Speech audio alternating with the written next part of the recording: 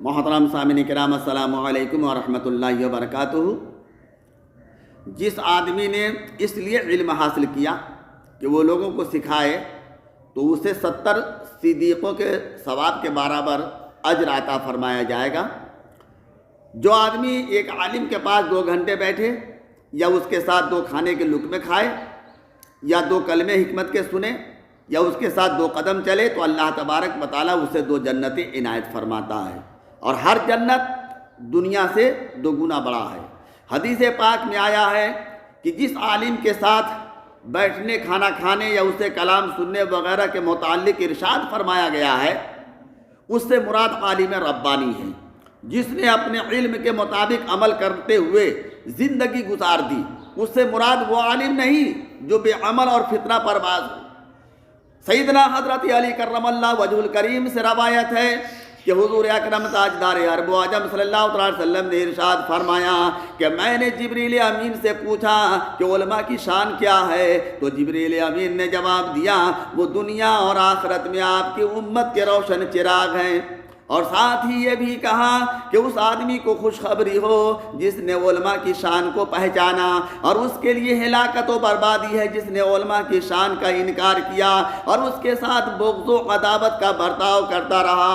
روایت کیا گیا ہے کہ حضور اکرم تاجدار عرب و عجم مالک حوض کوثر صلی اللہ تعالی علیہ وسلم نے ارشاد فرمایا جو شخص با جماعت نماز ادا کرے اور علم کی محفل میں بیٹھے اور اللہ کا کلام سنے تو پھر اس کے مطابق عمل بھی کرے تو اللہ تبارک و تعالیٰ اسے 6 انعامات سے نوازتا ہے۔ نمبر 1 اسے رزق حلال عطا فرماتا ہے، نمبر 2 عذاب قبر سے اسے نجات حاصل ہوتی ہے، نمبر 3 قیامت کے دن اس کا اعمال نامہ اس کے دائنے ہاتھ میں عطا کیا جائے گا، نمبر 4 پرسرات سے بجلی کے چمک کی طرح گزر جائے گا، نمبر 5 اس کا حشر انبیاء کرام کے ساتھ ہوگا، نمبر 6 اس کا گھر جنت میں سرخ یاقوت سے بنایا جائے گا، جس کے 40 دروازے ہوں گے، جس دروازے سے چاہے وہ جنت میں داخل ہو جائے۔ حضرت ابن عباس رضی اللہ تعالیٰ عنہما سے روایت ہے کہ حضور اکرم تاجدار عرب و عجم نے فرمایا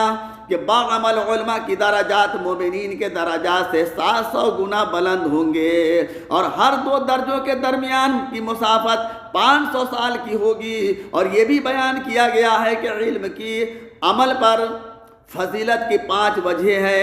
بغیر عمل کے علم حاصل ہو جاتا ہے، اور عمل بغیر علم کے نہیں حاصل ہوتا، علم بغیر عمل بھی نافع ہوتا ہے، اور عمل بغیر علم کے نفع کا باعث نہیں بنتا۔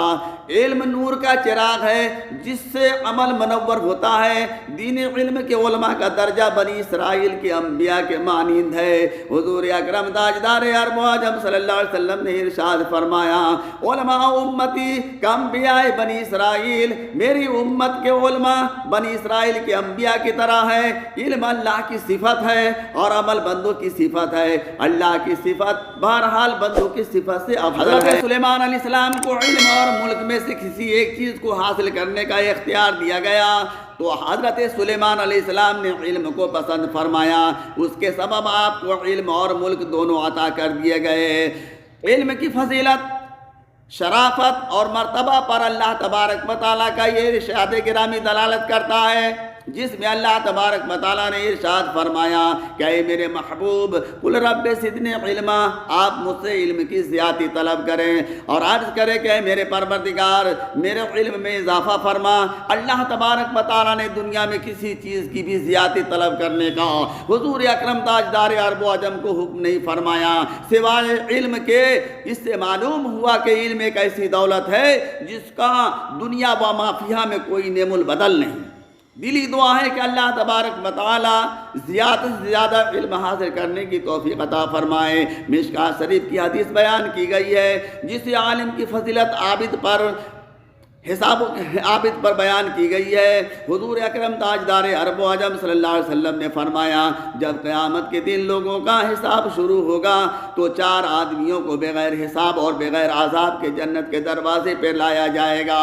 وہ 4 یہ ہیں عالم باعمل، نمبر 2 وہ حاجی جس نے اپنا حج اللہ کے احکام کے مطابق بغیر کسی فساد اور جھگڑے گالی گلوچ کے ادا کیا، میدان جنگ میں شہید ہونے والا۔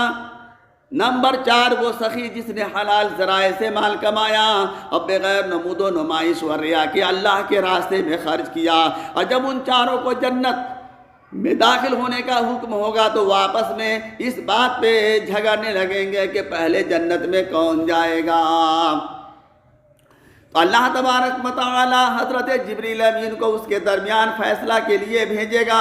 حضرت جبریل امین وہاں حاضر ہوں گے اور سب سے پہلے شہید سے پوچھیں گے کہ تم کس عمل کی وجہ سے سب سے پہلے جنت میں داخل ہونا چاہتے ہو؟ تو فوراً جواب دے گا کہ میں اللہ تبارک و تعالی کے دین اور حق کے کلمہ کو بلند کرنے کے لیے کفار سے جنگ کی، اپنے خون کا آخری قطرہ بہا دیا اور جام شہادت نوش کیا۔ یہ میرا مقصد اللہ کو راضی کرنا تھا، اس لیے میں جنت میں سب سے پہلے داخل ہونے کا حق رکھتا ہوں۔ حضرت جبریل امین اس سے پوچھے گا تجھے کس نے بتایا کہ شہادت کا درجہ اتنا بڑا ہے، شہید بغیر حساب کے جنت میں داخل ہوگا؟